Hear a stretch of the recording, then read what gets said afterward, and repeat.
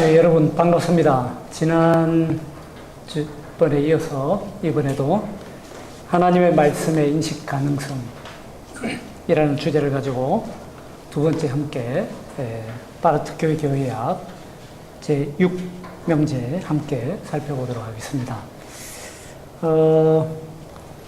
오늘 우리가 다뤄야 할 주제는 하나님의 말씀과 신앙인데요.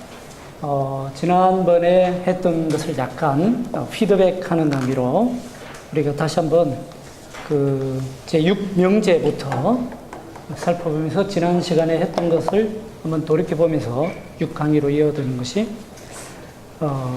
하나님의 말씀과 신앙 강의로 이어지는 것이 좀 더 보탬이 될 것으로 생각됩니다. 그래서 우선 제6명제를 우리가 다시 한번 살펴보면요. 모두 3중의 형태로 이루어진 하나님의 말씀의 현실. 3중의 형태라는 것은 계시된 말씀, 기록된 말씀, 선포된 말씀을 말하죠. 그런 3중의 형태로 이루어진 하나님의 말씀의 현실은 오직 말씀 그 자체 안에만 근거를 갖는다. 따라서 인간이 그 말씀을 인식하는 것도 오직 그 말씀을 인정하는 데에서 성립된다. 인정이라는 것에 대해서 지난 시간에 우리가 함께 공부를 했습니다. 그리고 이렇게 인정하는 것 또한 오직 말씀 그 자체를 통해서 현실화되며 오직 말씀 그 자체로부터만 이해될 수 있다라고 하는 6명제를 가지고 함께 공부하고 있습니다. 그래서 지난 시간에 우리가 논의에 앞서서 칼 바르트가 제시한 논의의 가장 중요한 전제를 살펴봤습니다. 전제란 뭐냐면 우리가 교회에서 하나님의 말씀을 선포하고 또 그 교회의 선포에 관한 교의학을 우리가 연구하고 교의학을 또 만들어낼 수 있는 가장 중요한 근거는 어쨌든 우리가 교회 안에서 하나님의 말씀을 들을 수 있다고 하는 것, 그리고 심지어는 하나님의 말씀을 우리가 말할 수도 있다고 하는 것, 그리고 그 하나님의 말씀을 인식하는 것이 인간에게 가능하다고 하는 것이 전제가 되어 있기 때문에 가능한 일이죠. 만약 우리가 하나님의 말씀을 들을 수도 없고 하나님의 말씀을 말할 수도 없고 또 하나님의 말씀을 인식할 수도 없다면 교회에서 우리가 도무지 하나님의 말씀을 선포할 수 없다는 것이죠. 그래서 그 하나님의 말씀의 인식 가능성을 논하는 데 있어서 바르트가 삼고 있는 가장 기본적인 전제는 어쨌든 간에 우리 인간에게 하나님의 말씀이 인식 가능하다라는 것입니다. 근데 문제는 어떻게 가능하냐라는 것입니다. 그러니까 바르트가 여기서 가장 중요하게 문제 삼는 것은 우리가 하나님의 말씀을 인식하는 그 자체를 우리의 질문의 대상으로 삼아서는 안 되고 바로 여기 어떻게 하나님의 말씀이 우리에게 인식 가능한데 인식 가능한 것은 이미 계시를 통해서 하나님의 기록된 말씀을 통해서 이미 은혜로 주어졌다는 거죠. 주어진 가능성인데 그 주어진 가능성이 우리 인간에게 어떻게 일어날 수 있는가 하는 그 질문을 가장 중심 테마로 삼고 있는 것입니다. 그래서 지난 시간에 우리가 첫 번째로 하나님의 말씀과 인간을 다뤘습니다. 왜 인간을 다루느냐 할 때에 하나님의 말씀이 선포되는 것은 곧 인간에게 주어진 것이기 때문이죠. 그렇기 때문에 하나님의 말씀이 인간에게 주어진 것이고 인간에게 말해진 것이기 때문에 그 인간을 논하지 않고는 그 인간이 어떤 인간인가를 논하지 않고는 하나님의 말씀의 인식 가능성을 제대로 논할 수 없다라고 보기 때문이죠. 그래서 어쨌든 간에 하나님의 말씀 모든 것은 다 인간을 향한 말씀이다. 그렇다고 한다면 그 하나님의 말씀은 인간에 의해서 듣게 되고 들을 수 있게 되어야 되고 또 인간에 의해서 인식될 수 있어야 된다라는 겁니다. 결국 하나님이 인간에게 말씀을 주시는 이유는 어쨌든 간에 인간이 그 말씀을 자기 자신에게 주어진 말씀으로 여길 수 있도록 하기 위해서이고, 또 그 말씀 없이는 인간이 더 이상 인간으로 존재할 수 없다는 것을 인식할 수 있도록 하기 위해서라는 거죠. 그래서 인간이라는 존재, 하나님의 말씀과 인간이라고 할 때 그 인간은 그 하나님의 말씀 없이는 존재할 수 없는 인간이고, 또 반드시 그 말씀과 함께 자기 자신이 존재할 수 있는 그런 인간의 자기 존재 규정이 말씀으로부터 일어나는 그런 존재다라는 것을 분명하기 위해서 하나님의 말씀과 인간을 다뤘습니다. 그리고 두 번째로는 하나님의 말씀과 경험을 다뤘는데, 그러면 그 인간이 하나님의 말씀을 인식하는 것을 구체적으로 적용한다면 어떻게 우리가 설명할 수 있겠는가라고 할 때 그것은 경험이라고 하는 말로, 개념으로 설명할 수 있다는 거죠. 결국 하나님의 말씀을 구체적으로 인식한다는 말은 하나님의 말씀을 경험한다는 말과 같은 말이기 때문입니다. 그 경험이 그럼 도대체 뭐냐라고 할 때, 경험을 그냥 바르트는 단순한 우리 인간이 일상생활에서 겪는 경험이 아니라, 아까 조금 전에도 말씀드렸듯이 내 인간 존재의 실존 규정이 그 말씀에 의해서 이루어지는 것이 바로 경험이라고 설명합니다. 말씀에 의해서 내가 규정되는 것이죠. 말씀에 의해서 나란 존재가 규정되는 것.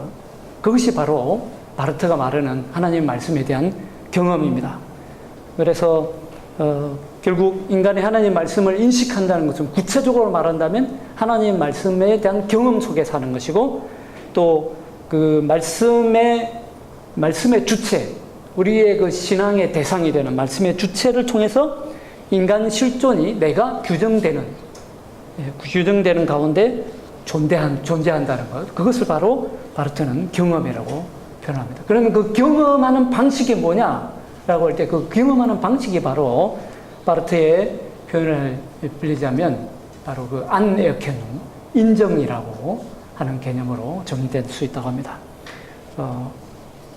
그리고 인정한다고 하는 것도, 그것조차도 내가 하나님 말씀을 인정하기 전에 하나님 말씀이 말씀 안에서 나를 인정하는 것을 통해서 내가 인정되고, 인정된 내가 하나님의 말씀을 인정하는 것, 그것이 바로 바르트가 말하는 인정의 개념입니다.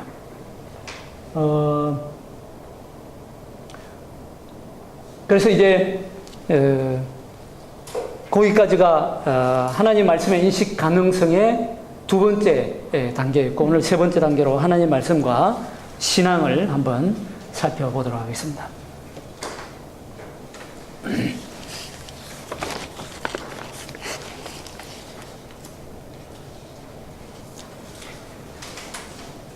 우선 하나님의 말씀의 인식은 은혜로 일어난다라는 것이 전제입니다. 그런 전제하에서 우리는 그 은혜가 어떻게 일어나는가라는 것을 묻게 됩니다. 오직 그렇게만 물을 수 있을 뿐이라는 겁니다. 즉 우리의 물음은 하나님의 말씀의 인식 그 자체를 다루는 물음이 아니라 하나님의 말씀의 인식이 어떻게 가능한가에 대한 물음이라는 것입니다. 왜냐하면 하나님의 말씀의 인식 그 자체는 오직 계시로 은혜로 일어나기 때문이죠. 그래서 우리가 하나님의 말씀이 인식되는 그 자체를 우리가 문제 삼을 수 없다는 것입니다. 그건 이미 선물로 주어진 은혜이고 이미 계시 속에서 주어진 것이라는 것입니다. 현실로 이미 나타난 것이라는 거죠.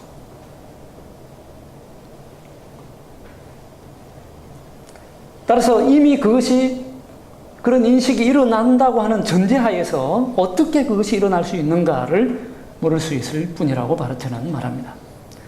다시 말해서 인간이 이렇게 일어난 사건의 주체 또는 객체가 되는 것을 우리가 어떻게 이해해야 하는가를 물어야 한다고 말합니다. 우리는 하나님을 인식할 가능성을 순전히 그 인식 실현의 사건 안에 근거되어 있는 것으로, 그 사건 안에 이미 차단되고 폐쇄되어 있는 것으로 알게 되었습니다. 그리고 이러한 가능성을 우리가 긍정하는 것만이 이 사건을 지시하는 유일한 길임을 또 하나 알게 되었습니다. 이제 우리가 물을 수 있는 것은 어느 정도에서 그리고 어떤 의미에서 우리가 이 사건을 하나님의 말씀의 인식 가능성에 대한 물음이 결정될 수 있는, 해결될 수 있는 장소로 지시하는가 하는 것입니다. 이 질문에 이제 대답할 차례입니다. 그 대답이 바르트는 바로 신앙의 사건 안에서 찾아져야 된다고 말합니다. 어떻게 가능한가? 곧 신앙의 사건 안에서 가능하다는 것입니다.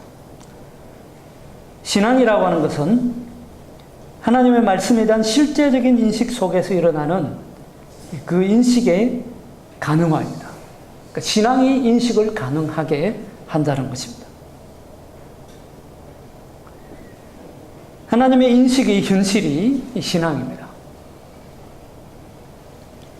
신앙 안에서, 즉 신앙 안에 주어진 가능성으로서 우리는 하나님의 말씀의 인식 가능성을 이해해야 합니다. 하나님의 말씀의 인식 가능성은 바로 신앙 안에 주어진 가능성이라는 것입니다. 신앙의 사건 안에서 그런 인식의 가능성이 소위 말하자면 태어났고 가시화되고 또 찾아지고 발견됩니다. 그런 신앙의 사건을 바르트는 세 가지로 구분해서 정리해서 설명합니다. 그리고 그렇기 때문에 또한 하나님의 말씀의 인식 가능성도 세 가지로 규정될 수 있다고 봅니다. 첫 번째가 신앙의 대상이 인간에게 나타나는 사건이고, 그리고 두 번째는 인간 자신이 이 대상에 동화되는 사건이며, 세 번째는 그 인간이 신앙하는 자로서 전적으로 이 대상으로부터 존재하게 되는 사건입니다. 우선 첫 번째부터 우리가 좀 살펴보면요. 그 인간이 신앙하는 자로, 첫 번째, 하나님의 말씀을 인정하는 것을 우리는 인간에 의한 그 말씀의 경험의 구체적인 형태라고 이해했는데, 그러한 인정은 실제적인 경험으로서 신앙 안에서 인식된 하나님의 말씀에 의해서 소위 효력을 발휘하게 됩니다. 인정으로 이해된 인간의 행동이 수많은 형태로 작동될 수 있겠지만, 그것이 용납된 인정, 올바른 인정, 또 인정받은 인정이 되는 것은 오직 신앙 안에서라고 말합니다. 그렇게 되는 이유는 인간 안에 그런 힘이 있어서가 아니라, 그런 능력이 있어서가 아니라, 인간이 그렇게 하는 것이 인정된 하나님의 말씀을 통해서 인정되기 때문이라고 말합니다. 앞서도 설명했듯이 인간이 인정하는 것이 아니라 하나님께서, 하나님의 말씀이 먼저 우리 인간을 인정하고 긍정함으로써 우리 인간이 그 말씀을 인정하게 되기 때문이라는 것입니다. 그렇기 때문에 신앙의 사건이, 인정이라는 것이 신앙 안에서 가능성으로 등장한다는 거죠. 그것도 자기 규정, 인간의 자기 규정으로서 인정되는 것이 아니라 하나님의 말씀에 의해서 규정된 자기 규정으로 인정되기 때문입니다. 따라서 신앙이란 경험, 즉 바로 이 인간의 구체적으로 확정 가능한 시간적 행위이며 바로 인정의 행위입니다. 신앙을 인정으로 정의하고 있는 것을 볼 수 있습니다. 여러분들이 이제 그 칼 바르트의 교회교회학을 쭉 연구하시다 보면 바르트의 그 교회교회학 4권에서도 보면 신앙에 대해서 세 가지 개념으로 정리를 하는 것을 볼 수 있습니다. 바르트가 이미 여기 1권에서 신앙의 개념을 그렇게 정의를 해나가는데요. 첫 번째는 바르트에게서 신앙이라고 하는 것, 글라우베라고 하는 것은 무엇보다도 먼저 신앙이라고 하는 것은 하나님의 선물이죠. 선물입니다. 이것은 성령을 통한 하나님의 선물의 사건입니다. 그래서 신앙이 바르트가 여기 지금 1권에서부터 지적하듯이 신앙이라는 것이 단순한 인간적인 인식 행위가 아닙니다. 인식이라고 말할 때조차도 바르트는 그 인식 개념을 다르게 정의하고 있고, 그러니까 우리 인간이 주체가 되어서 객체인 대상을 인식하는 것이 아니라 하나님의 말씀이 우리로 하여금 하나님의 말씀을 인식하게 한다는 거죠. 그래서 우리 인간은 하나님의 말씀의 인식에 주체인 동시에 객체가 됩니다. 오히려 대상이 됩니다. 그래서 신앙의 초월적인 성격을 반드시 전제로 하고서 그 다음에 글라우베 알스 멘슐리케타, 그 인간의 행위로서의 신앙이라고 하는 측면이 있습니다. 신앙이라는 것이 두 가지 측면이 다 있는 거죠. 위로부터의 초월적인 측면이 있는가 하면 아래로부터의 인간적인 측면이 있습니다. 그렇다고 할 때에 인간적인 행위, 신앙이 전적으로 하나님의 성령을 통한 하나님의 선물이고 성령의 사역이지만, 성령께서 인간에게 일으키시는 사역이지만, 그러나 신앙이라고 하는 것이 여전히 인간적인 행위인 것은 사실입니다. 그 인간적인 행위로서의 신앙을 규정할 때 세 가지로 규정하는데, 첫째는 안내역 현능입니다. 인정하는 거죠. 시인하는 겁니다. 그래서 우리가 여기서도 볼 수 있는 것 같이 하나님의 말씀의 인식을 다룰 때에도 그 말씀을 인정하는 것이 이미 하나님의 말씀을 인식하는 가장 중요한 방편으로 제시됩니다. 그 다음에 두 번째 인간의 행위로서의 신앙은 에어컨론입니다. 역시 인식이죠. 인식하는 겁니다. 우리 인간이 신앙한다고 할 때, 신앙한다는 게 도대체 뭐냐라고 할 때, 신앙이라고 하는 것은 단순히 감정적인 어떤 정서적인 그런 그 놀이가 아니라, 정서적이고 감정적인 기능이 아니라, 분명한 그 인간적인 행위의 내용을 가지고 있다는 것은 첫 번째 인정하는 것이고, 두 번째는 인식하는 것입니다. 인식하는 것도 신앙의 아주 중요한 부분입니다. 우리는 보통 우리 전통에서는 인식이라고 하는 개념이 굉장히 등한시되고 경시되는데, 뭘 알고 믿어야 되는데 모르고 믿어도 되는 것처럼 가르치는데, 그건 가톨릭 신앙입니다. 가톨릭에서 말하는 피데스 임플리치타, 중세 가톨릭께서 가르쳤던 피데스 임플리치타, 명목적인 신앙이라고 하죠. 소위 말하는 덮어놓고 믿는 거죠. 포장내 신앙인데 피데스 임플리치타를 가르쳐서는 안 됩니다. 바르트가 말하는 신앙의 두 번째 인간적인 행위는 인식입니다. 인식 굉장히 중요합니다. 알아야 된다는 거죠.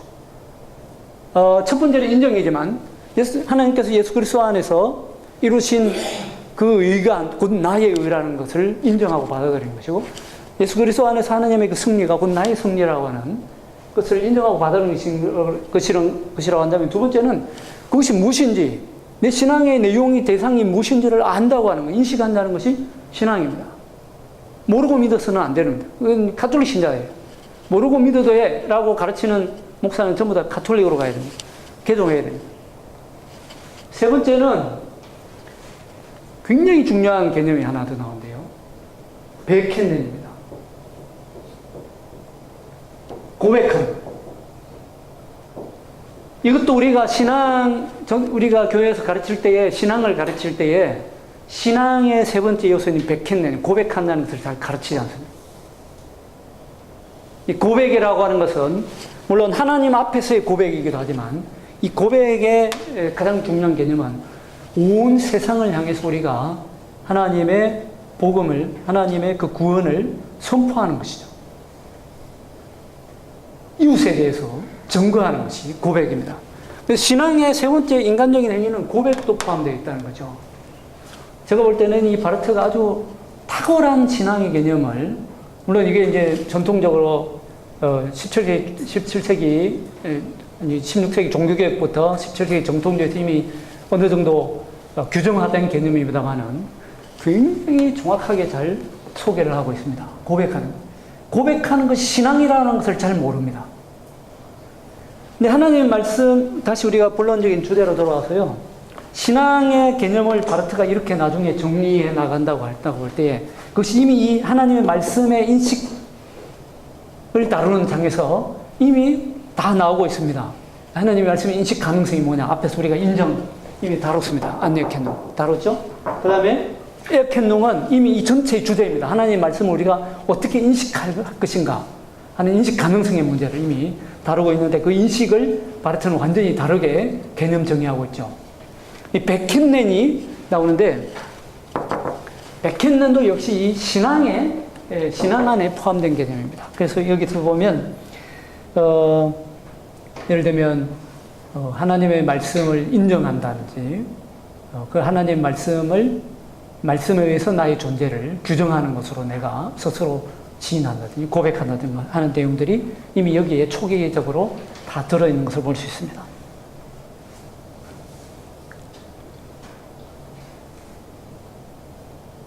그래서 신앙이라고 하는 것은 경험이고 곧 인정의 행위이다. 그러나 이제 경험이 실제적인 경험, 즉 하나님의 말씀에 대한 경험이 되는 것, 그건 그렇게 당연한 일이 아니라는 거죠. 여기서 실제적인 경험이라고 하는 것은 내가 경험한 것을 얘기하는 게 아닙니다. 하나님께서 그 말씀을 경험하도록 해주시는 사건이 곧 실제적인 경험입니다. 뒤바꿔 생각하면 됩니다. 그러니까 바르트에 따르면 그 어떤 경험도 경험 그 자체로는 하나님의 말씀에 대한 실제적인 경험이 될 수 없다는 거죠. 그러니까 비록 신앙이 분명 경험인 것은 사실이지만 경험으로서의 신앙 그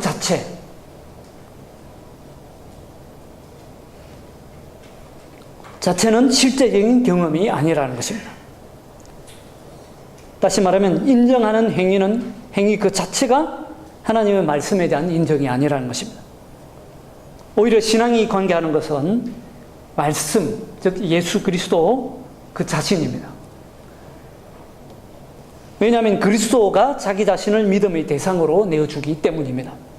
그리고 그리스도가 신앙을 신앙으로 만들어주고 그리스도가 신앙을 실제적인 경험으로 만들어주기 때문입니다. 신앙이 되는 것은 이러한 그 관계의 대상으로서, 그러한 인정의 대상으로서, 실제적인 신앙의 근거로서 하나님의 말씀이 이 신앙에 주어졌기 때문입니다. 신앙이 그러하다면 그 신앙 사건 속에 주어진 하나님의 말씀의 인식 가능성에 관하여는 다음과 같이 말할 수 있을 것입니다. 즉, 그러한 말씀의 인식 가능성은 인간이 자신의 편에서 실제적인 인식에 가져다 줄 수 있는 가능성이 아니라는 것입니다. 그러니까 인간 자신이 스스로 자기 편에서 인식하게 하는 가능성이 아닙니다. 신앙은 선물이지 재산 목록으로 삼을 수 있는 것이 아니라는 겁니다. 하나님의 말씀의 인식 가능성이 실제적인 인식의 대상에서 형성되고, 그러니까 실제적인 인식의 그 대상 때문에 하나님 말씀의 인식이 가능하다는 거죠. 바로 이 사실이 우리가 신앙 안에서 우리에게 주어진 가능성으로서의 하나님 말씀의 인식 가능성에 관해 말하는 첫 번째 내용입니다. 두 번째 내용을 살펴보면요. 앞서 살펴봤다시피 하나님의 말씀에 대한 인정 그 자체를 통해서가 아니라 그때에 인정된 하나님의 말씀을 통해서 효력을 발휘하게 되고, 그렇게 함으로써 그 인정이 이제 실제적인 인정이 된다는 것이 바로 그 신앙 안에서 일어난다면, 이게 이제 실제적인 인식이 인정이 되는 것이 그 어떤 다른 데서 일어나는 것이 아니라 신앙 안에서 일어난다고 한다면, 이제 우리는 다음과 같은 긍정적인 점도 확정 지을 수 있어야 한다는 겁니다. 즉, 신앙 안에서 인간들은 하나님의 말씀에 대한 실제적인 경험을 하게 되고, 유한이 무한을 담을 수 없다는 명제도, 죄인은 하나님의 말씀을 담을 수 없다는 명제도 이 문장으로부터 진지한 결론을 끌어내는 일을 막을 수 없다는 것입니다. 자, 앞에서는 우리가 유한이 무한을 담을 수 없다는 명제를 철저히 긍정했습니다. 인식이라는 문제를 다루면서 우리 인간의 인식이 하나님 말씀을 담을 수 없다는 거죠. 유한이 무한을 담을 수 없습니다. 그걸 먼저 철저하게 부정적인 측면에서 앞에서 우리는 바르트가 철저히 그러한 가능성을 부정하고 있는 것을 봤습니다. 앞에서 우리가 말하는 그 데카르트 비판에서 그것을 잘 살펴봤죠. 근데 이제는 그런 그 유한이 무한을 담을 수 없다, 혹은 죄인이 하나님의 말씀을 담을 수 없다, 이걸 처음에 인정하고 한 다음에 이제 와서는 신앙 안에서 인간은 하나님의 말씀을 이제는 실제로, 다른 데서 아니라 신앙 안에서 실제로 경험할 수 있다라고 하는 긍정적인 가능성으로 넘어가게 됩니다. 그게 어떻게 가능하냐? 오직 신앙 안에서만 가능하다는 것입니다.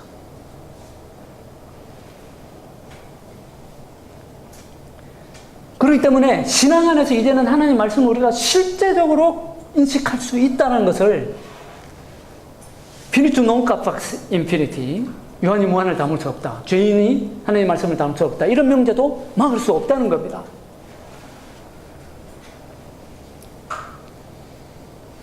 왜냐하면 이제 신앙 안에 사는 인간이 하나님 말씀을 실제적으로 인식할 수 있다라고 하는 이 말은 인간의 수용 능력과 관련된 것이 아니라 인간의 전적인 수용 무능력을 전제로 하고 있는 바로 그 인간과 관련되어 있는 것이기 때문입니다.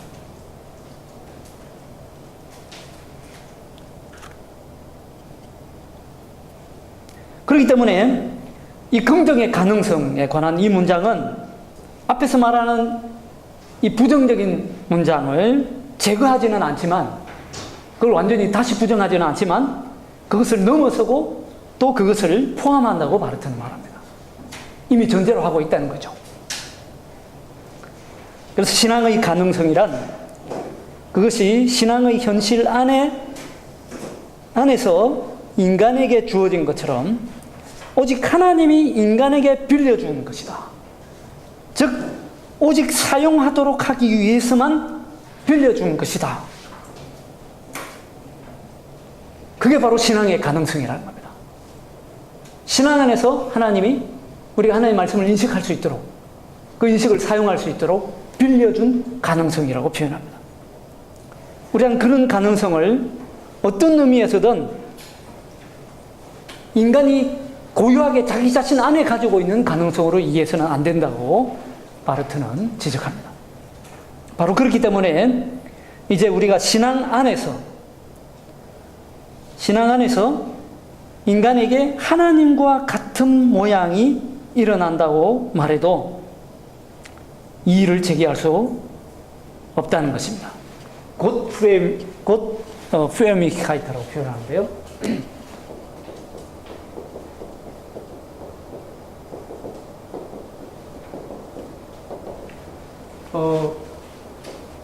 하나님과 같은 모양이라는 뜻이죠. 하나님과 같은 모양. 그러니까 이거는 이마고 데이, 하나님의 형상이라는 말과 유사한 개념으로 이해를 하시면 됩니다. 하나님의 형상.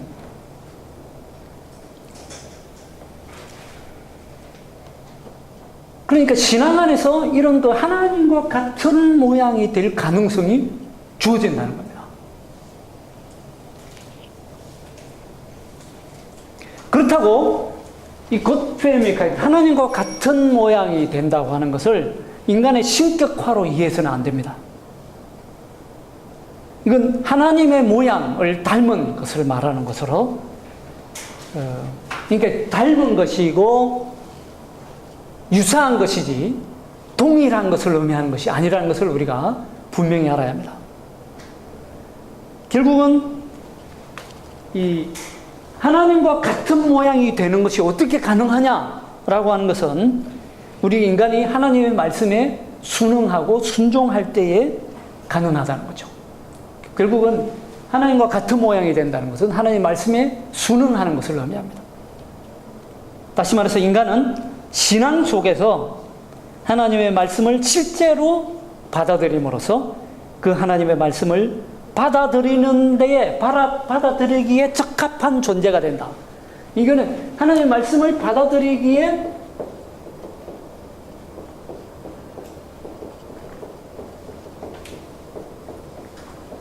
적합한 존재라는 말과 같은 말.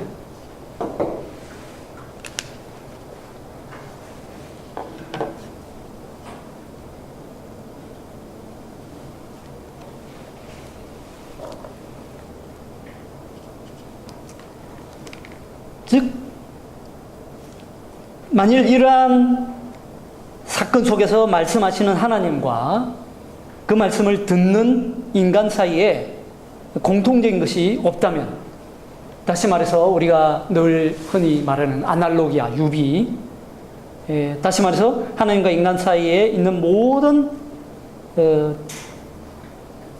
비유사성에도 불구하고 유사성이 있다는 것을 인정하지 않는다면, 받아들이지 않는다면, 그리고 하나님과 인간 사이에 어떤 접촉점, 안크니풍스풍크트라고 하는데, 그런 접촉점이 없다면 하나님의 말씀을 받아들이는 일 자체가 일어날 수 없다는 겁니다. 이 안크니풍스풍크트라는 개념까지도 바르트는 사용하고 있는데, 여러분 이 안크니풍스풍크트 이 개념이 누가 가장 대표적으로 즐겨 사용하는 개념인지 아시죠? 이 접촉점이라는 개념은 원래 신학적으로 하나님의 말씀을 우리가 인식할 수 있는 어떤 접촉점을 얘기하는데, 정통적인 신학에서는. 근데 브룬너가 이 접촉점이라는 개념을 재해석해서 자연신학이 가능할 수 있는 대표적인 개념으로 이 개념을 사용합니다.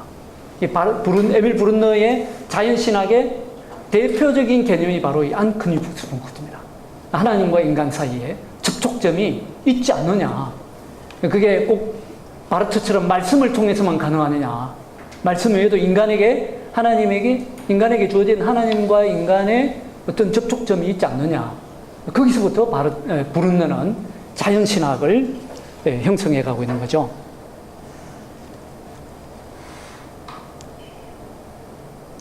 그래서 바르트가 지금 말하는 유비, 하나님과 인간 사이의 어떤 유사성, 접촉점,